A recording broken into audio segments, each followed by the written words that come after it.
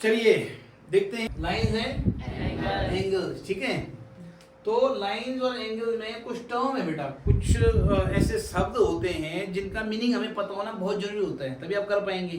पता है किसी को ये अब शब्द आया, कहीं बोला नॉन कॉलिनियर आ गया, कहीं पे पता ही नहीं नॉन कॉलिनियर किसे कहते हैं, कहीं पे कॉलिनियर वर्ड आ गया पता ही नहीं किसे कहते हैं, कहीं पे वर्टेक्स आया पता ही नहीं वर्टेक्स किसे कहते हैं। तो सब आपको क्लियर होना जरूरी है कि कहते किसे हैं।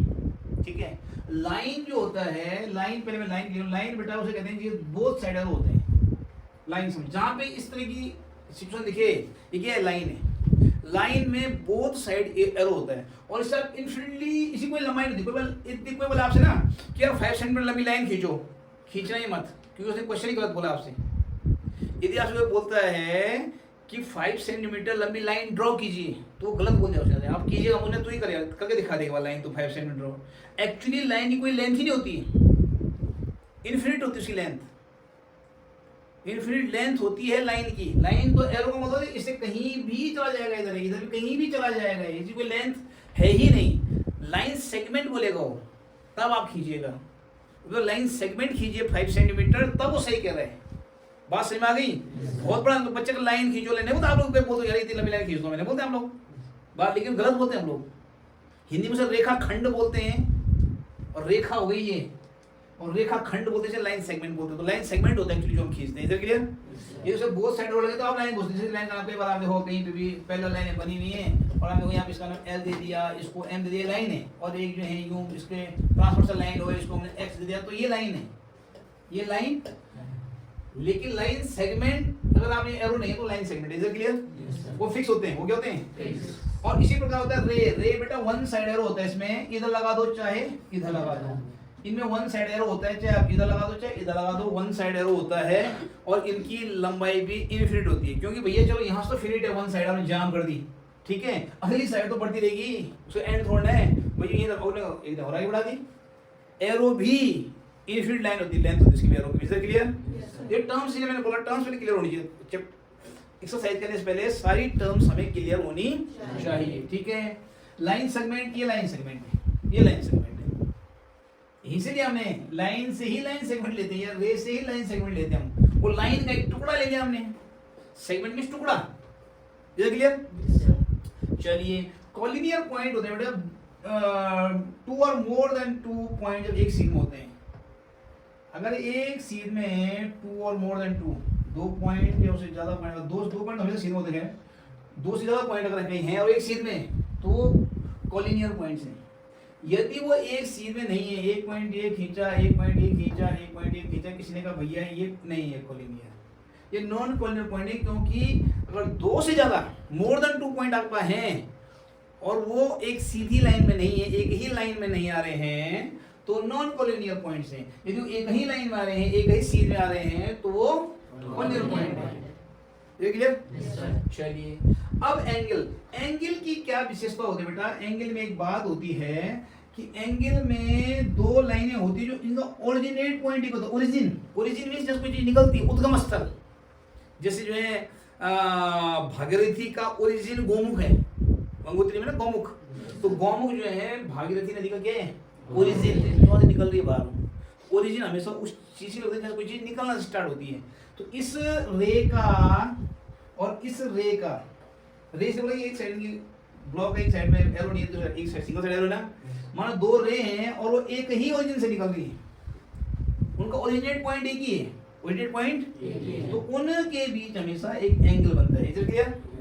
बात समझ में आ रही है आप लोगों की? तो फिर कॉमन पॉइंट जरूरी है, जब 2 लाइन हो तो लाइन तो लाइन तो नहीं, ये लाइन सेगमेंट में भी हो सकता है कि आपने 2 लाइन सेगमेंट लिए, एक ये टुकड़ा लिया 5 सेंटीमीटर, एक लिया 3 सेंटीमीटर, और दोनों का जो है एक कॉमन पॉइंट होना चाहिए, एक मतलब दोनों का एक साइड कॉमन होनी चाहिए। ये साइड तो इसकी ये रही अलग है, ये पॉइंट अलग है, ये पॉइंट अलग, लेकिन इसका ये वाला पॉइंट और इसका ये वाला पॉइंट ये कॉमन है। इधर क्लियर? तो इससे बनता है एंगल। ठीक है, उसके बाद है आर्म्स।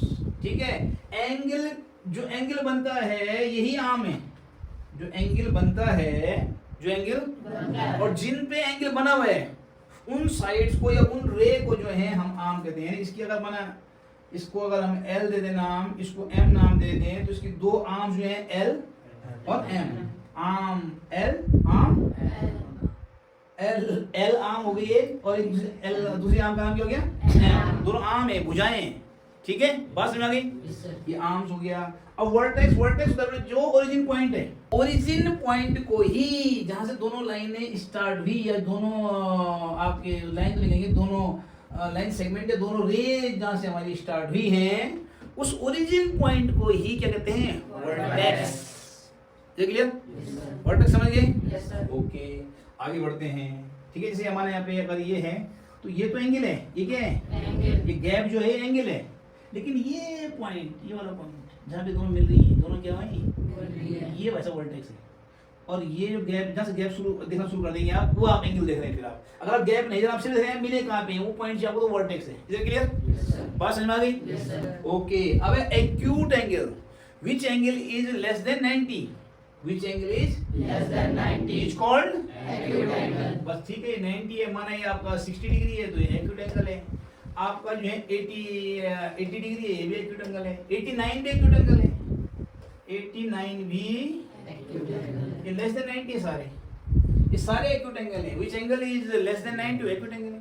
अगर वो 90 है एग्जैक्ट, क्या है वो? 90, तब वो राइट एंगल है। चाहे वो यूं है, चाहे वो भाई साहब जी ने उल्टे कर दिए तब भी राइट एंगल है, किसी ने यू बना दिया, सारे राइट एंगल है। सिर्फ देख रहे हैं कि भाई जहाँ पे दो लाइन सेगमेंट या रे मिल रही हैं, वो ऐसा साइन बनाए हुए तो 90 है, आप नाप लीजिए 90 है। साइन नहीं बना हो तो नाप के देख लीजिए। इधर क्लियर? ये जो खुद ही लिखा हुआ है कि 90 है तो उसे राइट एंगल कहते हैं। 90 डिग्री जहाँ पे एंगल बनता है उसे क्या कहते हैं?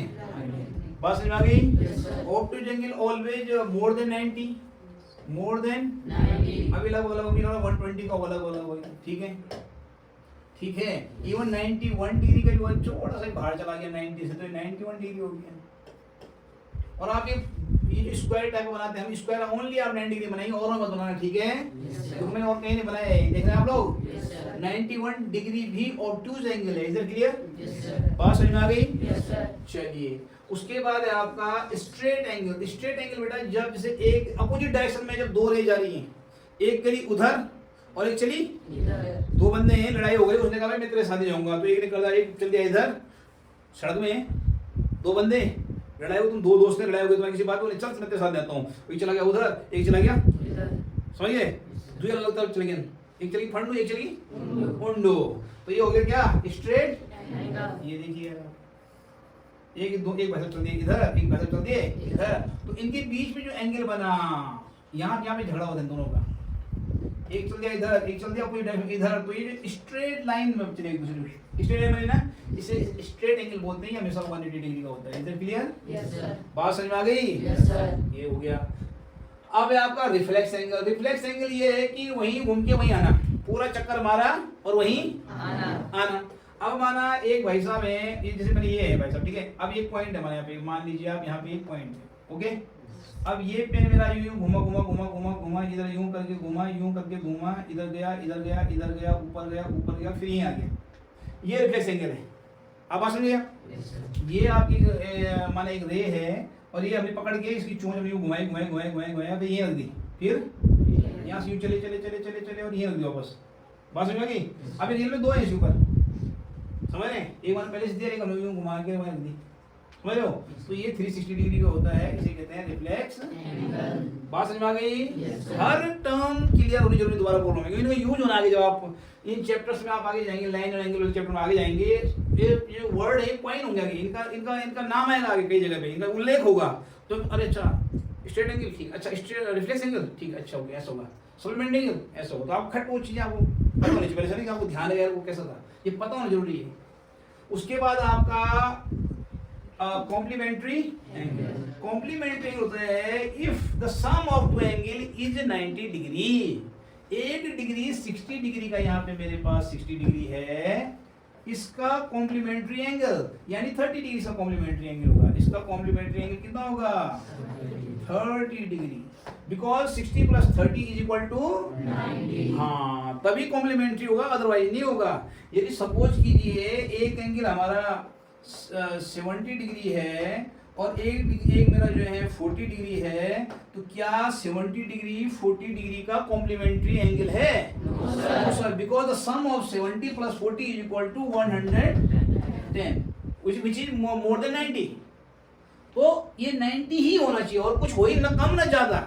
अगर दो एंगल है उनका टोटल कितना होना चाहिए 90. Then they are complementary angle of each other. Is it clear? Yes, sir. Okay, अब आ जाओ सप्लीमेंट्री एंगल। सप्लीमेंट्री एंगल में क्या होता है बेटा, यही है कि यहाँ 90 होता है या 180 होना चाहिए, बस दो एंगल का टोटल कितना होना चाहिए 180. सपोज कीजिए हमारे पास एक 130 डिग्री का एंगल है, मेरे पास 130 डिग्री का एंगल है और मैंने बोला सर सप्लीमेंट्री एंगल निकालो, तो 50 डिग्री होगा नहीं होगा? Yes, sir. इसका सप्लीमेंट्री एंगल होगा 50 डिग्री। बात समझ में आ गई? Yes, sir. Because sum of 130 and 50 is 180। 80. बात समझ में आ गई? Yes, sir. तो कॉम्प्लीमेंट्री और सप्लीमेंट्री लगभग एक जैसे रूल है इनमें, एक सी बातें कहते हैं, लेकिन हम यहाँ पे 90 की बात करते हैं या 180 की बात करते हैं? Is it clear? Yes, sir. बात समझ में आ गई? Yes, sir. ओके, आगे है एडजेसेंट एंगल। एडजेसेंट एंगल क्या होता है बेटा, ऐसे पड़ोसी होते हैं एक दूसरे के, क्या होते हैं पड़ोसी। जैसे माना सपोज कीजिए ये चलिए यहाँ पे कुछ बना देते हैं, ये एंगल है और ये देख रहे हैं आप, ये दोनों एडजेसेंट एंगल। अब देखो क्या चीज दिख रही है आपको यहाँ पे, ये दो आर्म तो अलग अलग हैं, Yes, sir. ये ए है ये बी है, ये दोनों अलग अलग हैं, लेकिन सी जो है ये कॉमन है, ठीक है? Common है. ये इस वाले एंगल में भी है और इस वाले एंगल में भी है। बात समझ में आ गई? Yes, sir. बात समझ में आ गई? Yes, sir. तो एडजेसेंट एंगल में ये दोनों एडजेसेंट एंगल हैं, ये दोनों एडजेसेंट एंगल हैं क्योंकि इनमें एक आर्म कॉमन है, दोनों एंगल में एक आर्म क्या है Common. इसलिए ये क्या है। Adjacent. दूसरा मैं बताऊं इसका एडजेसेंट एंगल होने का कारण, दूसरा क्या है कि इनका ओरिजिनेट एक जैसे ओरिजिनेट हो रही है, एक ही इनका ओरिजिन है, एक ही बिंदु से निकल रहे हैं तीनों, देख रहे हैं? Yes, sir. ओरिजिन भी एक ही होना चाहिए। आगे बात समझ में? Yes, sir. तो आप समझ लेंगे कि वो दो एंगल जो हैं इनका ओरिजिन एक ही है और एक आर्म उनमें कॉमन है, तो समझ लेना वो एडजेसेंट एंगल है। ठीक है? Yes, sir. बहुत सुंदर। अब आ जाइए आप जो है लीनियर पेयर ऑफ एंगल। अब लीनियर पेयर ऑफ एंगल क्या होता है कि एक ही वो यार जो यहाँ पे था काम किया ये स्ट्रेट एंगल जो है लीनियर पेयर ऑफ एंगल का लगभग स्ट्रेट एंगल बनता है कैसे, लेकिन हम दो जोड़ेंगे, इसमें सिंगल है नहीं, Yes, sir. इसमें क्या होगा, अरे वही वाली बात होगी कॉम्प्लीमेंट्री सप्लीमेंट्री में जैसे ये तो खैर अलग सेपरेट सेपरेट अलग लिख सकते हैं, लेकिन एक ही जगह पे होते हैं। ठीक है, ये आपका है, ये आपका है, यहाँ पे से ये दोनों अलग अलग। ठीक है, अब एक के मतलब दोनों को आप एक जगह, मेरा है इलाका, दो बंदे लड़ रहे हैं इलाके के लिए, ये दोनों बंदे इलाके के लिए लड़ रहे हैं। इलाका ही इतना ही है बेटा, उनने कहा इतने में ही रहना है तुम दोनों को, इससे ज्यादा नहीं मिलेगा। गवर्नमेंट ने बोला बेटा इतना ही में ही मिलेगा और तुम कर लो। इन्होंने लाइन खींची बीच में एक टैग, उसने कहा ये लाइन खींचेंगे हम, तो यानी ये डिग्री प्लस ये डिग्री 180 चलेगा। Yes, sir. और किसी ने कहा दूसरा तो नहीं मैं यहाँ नहीं मानता हूँ, मैं इधर खींचेगा, तब भी ये प्लस ये 180 होने। एक ने कहा नहीं मैं नहीं मानो, झगड़ा और उनका तो पंच ने कहा ऐसे बोल बीच में करो दोनों दोनों, तब भी 180 रहने। कौन समझा? यानी find the sum of two adjacent angle. क्या बोला मैंने? When the sum of two adjacent angles. Adjacent angle देखो सब तीनों ओरिजिन एक ही है ना, Yes, sir. इसका ओरिजिन एक ही है, Yes, sir. ओरिजिन एक ही है, Yes, sir. और ये वाली एक कॉमन है ना, Yes, एक sir. आर्म। तो when the sum of two adjacent angle is 180 is 180. that angle या we get a straight line that is called linear pair of angle, या that those angles are called linear pair of angle। ठीक है, Yes, sir. इन angle को हम जो है linear pair of angle कह सकते हैं। ठीक है, और हमें एक स्ट्रेट लाइन मिलती है इसमें। Is it clear? Yes, sir. बात समझ आ गई? Yes, sir. बात समझ आ रही है? Yes, sir. तो लीनियर पेयर ऑफ एंगल के ऊपर जब दो एंगल का टोटल 180 होता है, और दो कौन से एंगल हुए हो एडजेसेंट Angle. एंड एक ही पॉइंट बनेंगे।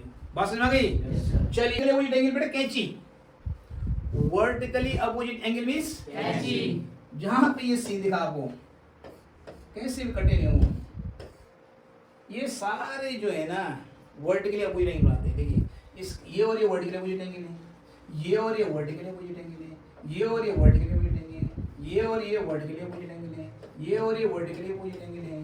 ठीक है, और ये वर्टिकली अपोजिट एंगल है, यानी आमने सामने के एंगल यार। और कौन से जब कैंची बन रही हो, ठीक है, कट हो रहा हो, दो लाइन जो एक दूसरे को इंटरसेक्ट कर रही हो, ठीक है, when two line intersect each other we get opposite angle. तो जो एक अपोजिट एंगल होते हैं आमने सामने के, वो जो है बराबर होते हैं, उन्हें ही वर्टिकली अपोजिट एंगल कहते हैं। और ये हमेशा इक्वल होते हैं बेटा, ये हमेशा होते हैं Equal. जितना डिग्री का ये होगा उतने ही डिग्री का ये होगा, जितने का ये होगा उतने का ये होगा। अगर ये 90 तो ये 90, ये 120 ये 120, ये 60 तो ये 60, ये 30 तो ये 30। कौन समझा? तो ये सारे रूल हैं, ये देख लीजिएगा, डेफिनेशन लिख लीजिएगा बुक से, और एक एक डायग्राम छोटा छोटा उनके साथ बना दीजिएगा। ठीक है, Yes, sir.